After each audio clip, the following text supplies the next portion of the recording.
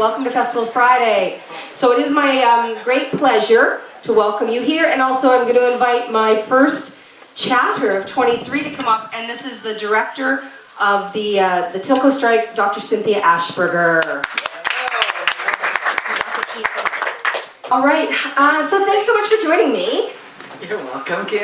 Hey, I have a question for you. Now you have, I don't know if you know this, you have a bit of an accent. A bit, yeah. Yeah, where are you from in the world originally? So I'm originally from Croatia. Oh, okay. Oh, wow, okay. That's former Yugoslavia. I was born in former Yugoslavia. Yeah, so you were born, did you originally have a Yugoslavian passport, and were you a citizen of Yugoslavia? I had a red passport, citizen of Yugoslavia. I'm sure you all know we had a civil war, and then my country fell apart.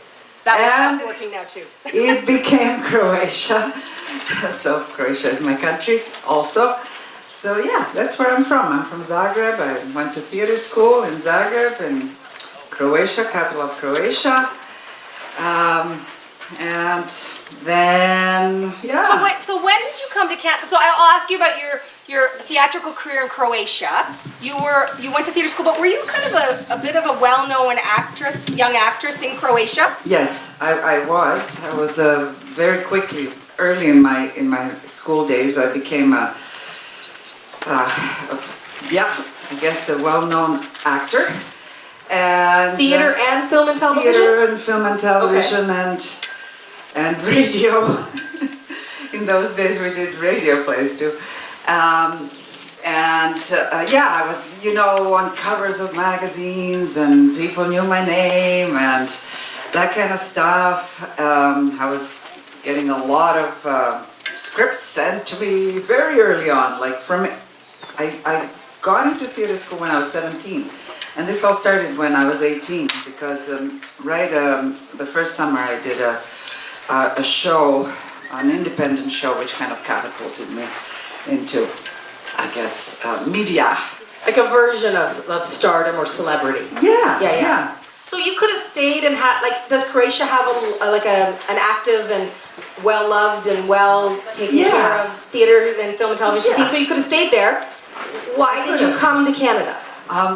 Because I fell in love with Alan Eastman. Oh no! I know. So he was Canadian? He was Canadian, okay. And he was doing a mini-series, Race for the Bomb, a mini-series about the development of the atom bomb. It was a co-production. In those days, they shot many co-productions in former Yugoslavia. It was a co-production between Canada, France, Italy, and Yugoslavia. Maybe even England, I can't remember exactly, and I got a part in it, and we met, and he proposed to me, and I said yes, and like that, and soon thereafter I was here. So, and did you imagine, because you were sort of riding this wave at home, that you would kind of hit the ground running here as an actress? Yeah, I was certain of it. I was like, well, of course I'll come here, and everybody will just, roll out the red carpet and adore me. Yeah. And how did that go? Yeah, well, I was a little naive. It went like I had my daughter Sybil, and I was a stay-at-home mom, and it was really hard to even get an audition, let alone get a job. It was really hard, and I was constantly told by every agent, this is all great, and wow, look at your materials and all of that, and you've done so much, but an accent is a hard sell. I learned what a hard sell means. I didn't know that expression before, and so that was really disappointing, and it was very discouraging. So I did manage to get into theater. Theater was a little more open. Okay. You'd think that film and TV would be more open, but it was different, and I guess I met some theater folks, and I was always a theater lover. Yeah. I was seeing shows, and I was trying to get into the community, so I did some theater, some really nice shows actually, early on in the late 80s. Okay, I was wondering what period it was. Late 80s, yeah. So you have a young daughter, you have Sybil. Yes. And you're trying to kind of be an actor. Yeah. Was there Was there a dark night of the soul? Was there a nadir where you had to, one moment where you had to decide, I have to change things? Yeah, there were lots of tears, and Alan, he's now my ex, Alan was working a lot in film and TV. He was extremely busy, so I was also alone, and I didn't have a lot of friends. I mean, it was really hard. Yeah. And I was just crying every day at some point. Crying and crying and crying and crying and crying.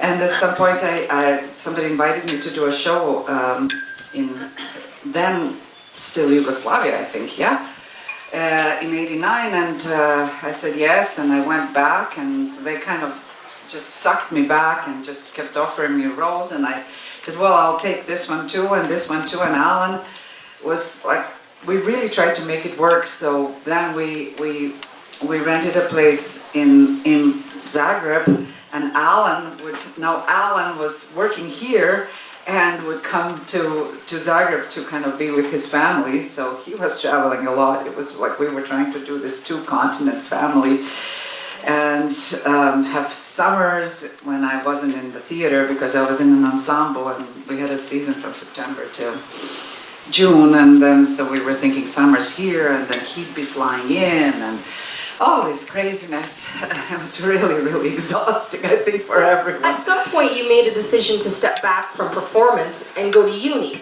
Is this not right? Or had you been going to university through all of this period? Oh, no, that was way later. Way later. You mean when I went to get my PhD? Well, you got a master's, you got a PhD? No, that was way later. So 10 years went by. No, not 10. No. Yes, 10. Okay. Yeah, I went back to the university in 2000. So then the war happened. Oh. What happened was the Civil War started. And the Civil War started, and then it was sort of like, okay, we can't stay here anymore. It was literally pack up a suitcase and come to Canada, and I was sort of going, okay, the Civil War will be done in 2 months, and then we'll be going back. And Civil War was like 5 years and more, and so no, we didn't go back so soon. How did you? We're going to get into your theatrical work, but I'm curious. Did you grieve the loss of Yugoslavia as your country and have to fall in love with Croatia as your new country? No, I was very much pro-independence. Yeah. You were? Okay. Yeah, great. Yeah, I was, and that whole movement that we also had here with the Croatian Canadians. Yeah, I was very much, because people voted to separate, so like 90% of the people in Croatia voted to step out of the Union, which was falling apart and which was sort of a creation after the Second World War, and it was mainly, I think it was economic reasons for the fall of Yugoslavia, even though you could interpret it with many other religion and culture, yeah. But it was really about money. Right. And so you go back to in the early 2000s, and you start to work towards this master's PhD. Yes, in 2000 I decided to go back to school. I started teaching in '94 part-time at Ryerson. What was Ryerson? Which is now TMU. Which is now Toronto Metropolitan University. I started teaching sort of part-time and scene studies, and they were calling me back, and at some point then program director Iris McGregor Bannerman said to me, listen, if you're ever hoping of getting anything more permanent here, you really have to get a master's. And I said, but I have so much experience, I have a master's. And she was like, no, you don't, you have to go back to school. And I was kicking and screaming, I didn't want to go back to school. And then once I did go back to school, I loved it so much. I did my master's and PhD and stayed in school for 6 years and adored every minute of it. So, did you do them both at TMU? No, I did them both at U of T. At U of T at the Drama Center? Yeah, oh, at the Drama Center. Okay. I loved the Drama Center. I had a great experience there. So now, since when have you been a tenured professor? You have run that theater program at TMU. Tell me about that. So in '94 I started teaching at TMU. In 2002-03 I got tenure track, and they asked me to be the program director at the same time. And so from 2003 to 2018, I ran the program, the acting program at Toronto Metropolitan University School of Performance, which used to be Ryerson University Theatre School. Okay. At Faculty of Communication and Design, which is now the creative faculty. So Okay. I didn't change, jobs, but I changed, like it sounds completely different. Yeah. And it has changed a lot. And so, yeah, and then tenure, I think I got in 2008 or something like that. Wow. And 9. so that's really for a long time took over your life, right? Teaching and academia. And Yeah. you weren't doing stuff necessarily in the Toronto or anywhere else theater scene. Is this it was correct like, or you much? know, I mean, I could do Once. stuff during the summer. It Right. was like during the school year, I really couldn't. It was Yeah. just too much. I tried to fit in, like I could do a show if it rehearsed in August and played in September, or if it rehearsed in, like that kind of stuff. If it rehearsed in December and played in January, but who does that? Right, yeah. Yeah. And so tell me about how you first came upon this joint, this theater. I'm so curious how you found us. Well, you know, my dream, I love the up north. I love the cottage country, and people have invited me to, cottages, and I saw how happy they were in their cottages, and when they said the word cottage, there was a big smile on their face, and I was like, I know why, because it's fantastic. And so I just wanted to, my Canadian dream was to have a cottage. As well mine. And so I was, so Jeff, my late husband Jeff and I, we were looking for 3 years, but like my budget was limited. And finally we found a beautiful cottage in Curve Lake First Nations Reserve. That in fact, because it was on leased land that we could afford. And Mine as well, on the Chippewas of Georgina on Snake Island, yes. Just a beautiful, beautiful spot, and like one of the happiest days of my life when we found that place, and when I shook hands and said, yes, I want it, and I could afford it. And then it was, I believe, I heard that Drew Hayden Taylor, who I knew because I did a show at Native Earth in '95, so I did do shows from time to time, that he was from that Curve Lake First Nations Reserve, and so I went to the band office and I said, can I have Drew's number? They were like, no, you can't have Drew's number, but we can give Drew's number to you, your number to Drew. So they did, and Drew called me, and so we got together and we became such good friends, and played poker and did all sorts of fun things together as couples. And Drew said, there's this wonderful theater, Fourth Line Theater, and maybe you should check it out. So I got in touch with Robert. Yeah. And said, Robert, I'm so-and-so, and would you like to come for lunch? And so we went for lunch in Millbrook, and I said, anything, I love theater, and I'm here at the cottage, like, if you have anything for me, I'll be here. And then you did the Berlin Blues, I think, two years later. Yeah, 2011? Yeah, I think so, 11. Is that right, Simone? Is that when you bought the Mercedes? Yes. Okay. Simone bought a Mercedes for that production. And then I got invited, and we did the show, and it was fun. And I remember writing in my diary, I'm in heaven, and it was literally like being in heaven, because two of my favorite things, up north and theater combined with a fun comedy. Oh my gosh, such a beautiful- funny comedy. Oh my You were God, so it was great. just so much fun. And then you came back and did, you had been developing a play of the same title with Judith Thompson, who killed Snow White. Yes. But I saw a workshop of it with Nightwood years ago. It was very different than what we ultimately Very did. different. But yeah. you were a college professor kind of character. I in that was early draft, I right? was sort of a feminist college professor, or urban, and I wasn't the mom of the lead character, and I was kind of basically based on feminist leaders, like of the first wave of feminism. Yeah. So yeah, she was And then She was hardcore. that version of it didn't necessarily go anywhere past a couple of workshops. No. But then we had wanted Judith to work here, so then she reimagined it around what we ultimately did, and then you were still attached. I think the character is the same name, Ramona. Ramona, yeah. And so then you came back in 2018 and did that show. Tell me about what that experience was. Oh. A very different kind of play.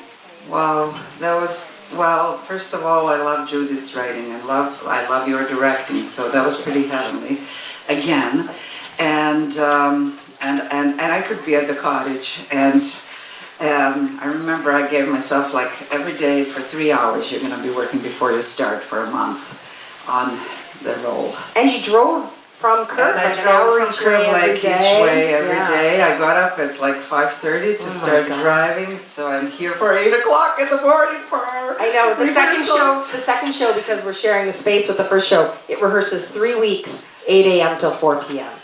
So theater people typically are night owls, and so that's a tough Luckily, time. I'm a morning You're a person. morning person, that's right. But yeah, but still, no. And so I would be swimming in the lake and running the lines, and it was just like I'm just kind of trying to just really get it in so that when I came here that I could be free of the lines. And to do the play, Yeah. be playful. Yeah. Well, you were wonderful, by the way.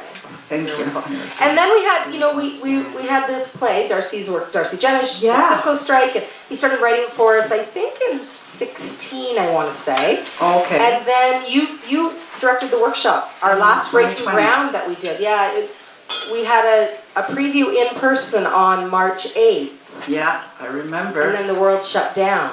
I remember. And the show was supposed to be done 2 years ago. So in between there, we had a director who dropped out. So last year you directed The Great Shadow. Yes, I And did. now you're directing the Tilco Alex Strike. Bushko. Tell me what it is like to direct out here compared to acting, or just your thoughts on and reflections on directing in this Well, space. I think it was really good to have acted here twice for me to kind of know how the space plays and what are the options for entrances, exits, for different places, like where you can have scenes, I think it's just like it's so filmic here.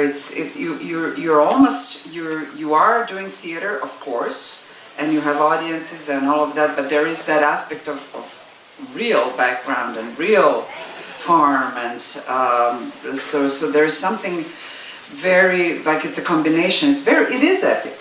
It's epic. That's what it is.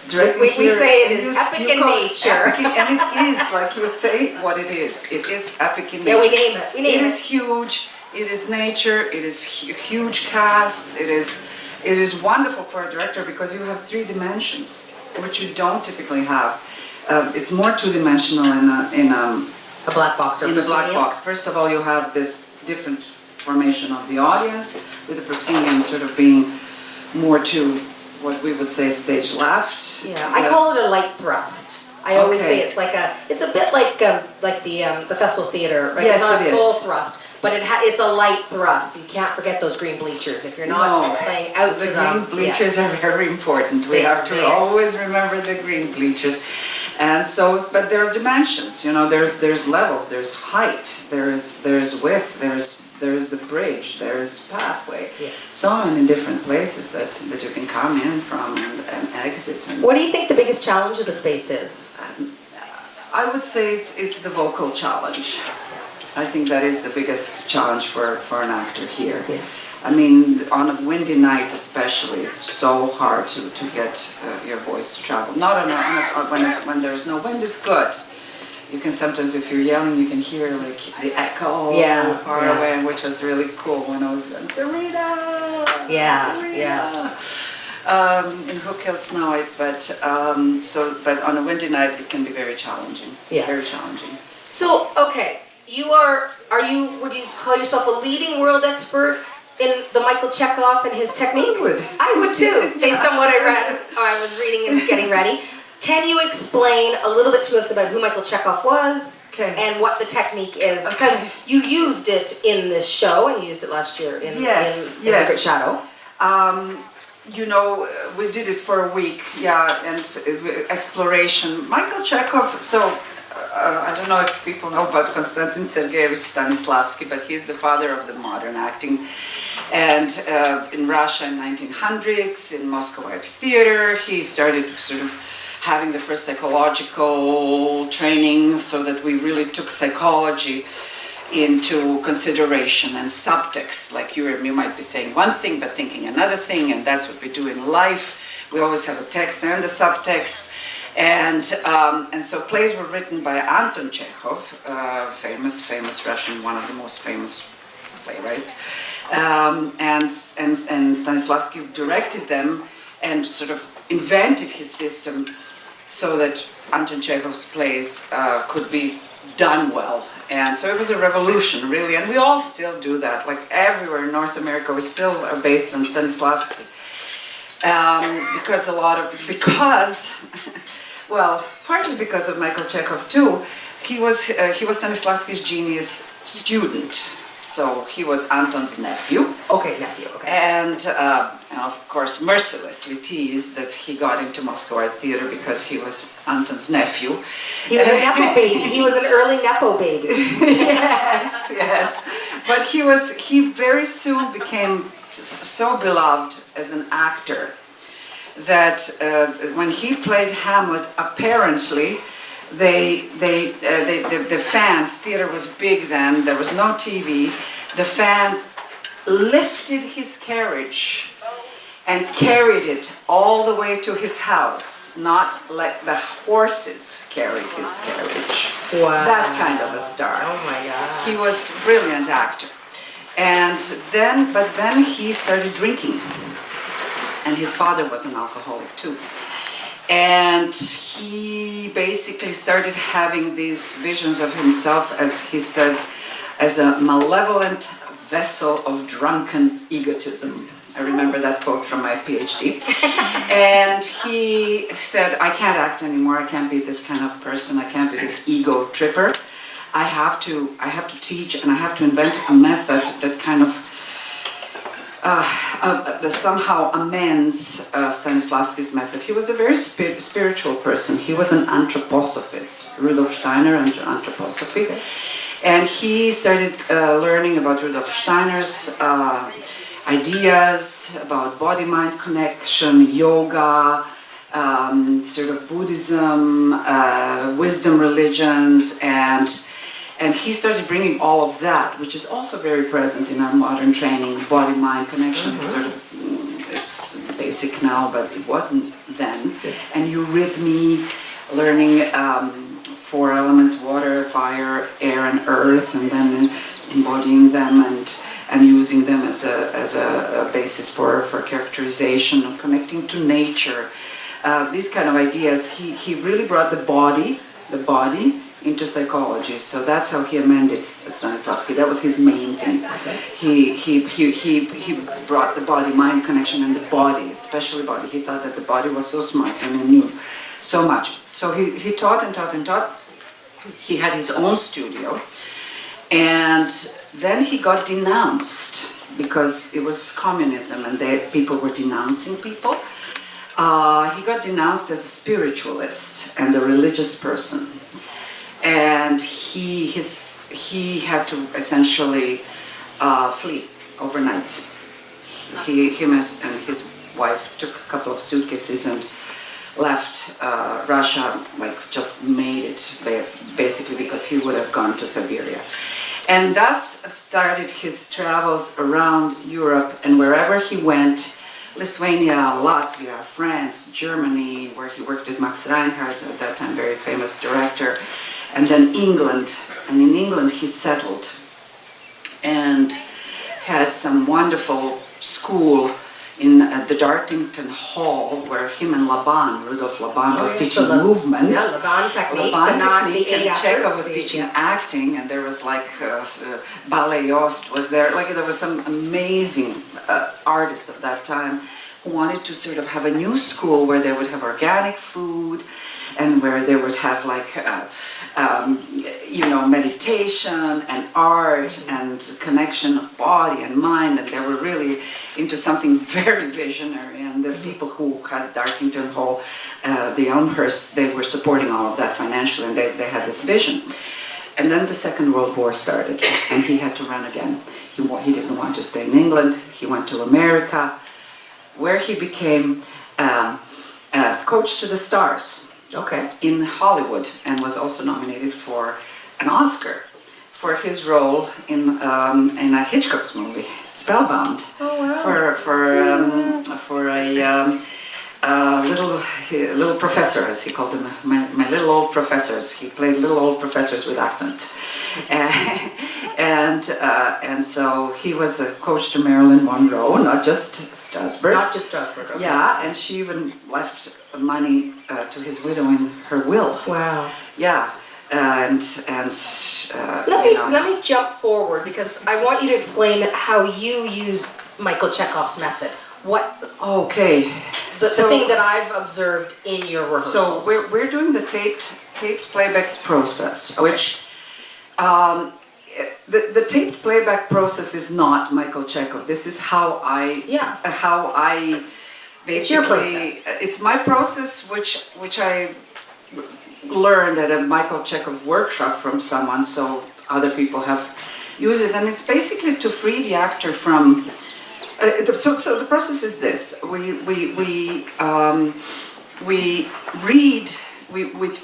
tape the audio of a scene. So we read our lines and we tape them, and we have an audio recording of our lines, and then we play them back. And to a certain set of rules, we work without speaking, just with our bodies, to basically delve deeply into how our body reacts to the text, without having to hold the script in the first week of rehearsals. So typically an actor would hold the script and say, okay, I'll go over here, and then you go over here, and then I'll look at you, and then you read a line, and then you go, and then I could maybe sit. But here you don't have to have that. You hear your lines, they're coming in, and you can decide what you want in the scene, what your character wants, and connect with your partner, and see them, and see what you're really seeing from your partner, not what you're imagining your partner doing because you're looking down, or what you think that you should be doing because this line is like that or that line is like that. So it becomes very organic, and we didn't have, typically I would do also layers of Chekhov exercises with all of this, so it would be a little longer. At school I sometimes do a month of this, where we layer different tools, like, so let's do it with an element. Do you want to just do fire today so do you want to do just air, or do you want to do just sense of beauty? And this line, it's do you want to do a sense of the whole? Do you want to do your psychological gesture? Do you want to do an imaginary center? And I can play it back, and you just focus on one thing. Wow. So it can be very much this discovery for an actor each time, something new, because the idea is not to do anything mechanically, I guess. Ultimately for Chekhov, that's the key. Don't do anything mechanically, don't do anything in a premeditated way, find an intuitive way to it, and your intuition is, you should believe that you have an intuition. It's a knowledge that you have, that you don't know that you have, but if you trust it, it will come. That kind of thing. So you have to trust. And I saw another part of it, because I was sort of just bopping in and out of rehearsal a bit there, and both of your processes, where they're mimicking each other's gestures. Yes. Okay, so can you explain that to us? Yeah. So another part of what an actor does is we don't just talk, we also listen, right? And so what we do in these improvs is whoever is talking, we mirror not just their movements. They're the leader. Whoever is talking, we mirror their movements, but we also mirror their feeling. Yeah. So that you cannot be thinking about what you're going to say next while a person's talking. You have to be completely with them. You have to be completely with what they're feeling and what they're saying and how they're saying it, so that when it's your turn, you can just impulsively respond rather than premeditatively again. Well, and that idea of I'm waiting, I'm not really listening to them, I'm waiting for a cue word and my own line and then I'll go. Yeah, which is what is sometimes we do in life, but it's not good for acting. Because when we teach listening, we really need to be able to listen. And listening is super hard because you are always thinking, well, what's my next line? And you don't want to forget it because, But we also are very selfish, even in conversation. You'll say something to me, I'll be like, okay, no. Oh, I've got a thing to tell. So I've stopped listening to you in some ways, right? Yeah. So this is a way of being very present and listening. Present. That's interesting. And I've done it as an actor myself in a number of productions, and what I find is that at that moment I actually find who am I acting with. Like I actually see who I'm acting with. I actually see like right now I'm really looking at you. Yeah, right? And you're really looking at me. I sure am. And we are connecting on an energetic level, and I'm seeing you. So it's you have to look at your partner. You have to really see them, really feel them, and then you can respond to what's really happening. Then, now, in this moment, now, not in the future, not in the past, not what I'm thinking should be happening. What's happening? And respond to just what is happening. Presence. Yeah. Is there anything that folks are going to see tonight that is a holdover or came through the early process? I think a lot of characterization did, a lot of relationships did. Okay. A lot of really our movement as well. I mean, okay, later on we have to organize other things. But I think relationships, some impulses, some connections, relationships, characterization as well. So actors worked on characterization, they worked on listening, because I always before improv ask, what are you going to work on as an actor? Are you going to work on just listening, or are you going to work on giving, or on characterization, or having fun? Like all of those things are also part of actors' work. So I think also a sense of fun and energy and playfulness that I think this show has, despite being a very, I would say, serious theme. Yeah. I just want to know what time it is from Lindy or from... 4:35. Oh, okay. We're over. Next, I know we're over because I have two more big areas, but I have another guest coming up. Yes, you do. So thank you so much for spending time with me. And you're going to Croatia now because you sold the cottage in Buckhorn. I did. On Curve, and you now have a summer home in Croatia. Yes, I do. Yeah. Okay, a little different. I traded one for the other. Yeah. So you're going to head there soon and spend the rest of the summer, and you're going to teach Michael Chekhov at your home. Yes, we have a workshop in Istria near Trieste, near Venice, and a beautiful Renaissance town on top of a hill, which has been given to the artists during the communist era, and it's still kind of like an art center, which was great. They were great for that, I gotta say. So I'm gonna work there for a week, but I'm taking with me 2 hammocks and 2 floaties. So there is supposed to be rest, because last summer there was no rest. I'm going to be paying for an extra whole bag, which is full of floaties and hammocks. Because I don't think they have as good hammocks as we have in Canada. Well, I can't wait for folks to see your directing work tonight. So thrilled. What an opening last night. And thank you so much, everyone. Cynthia Ashperger. Thank you.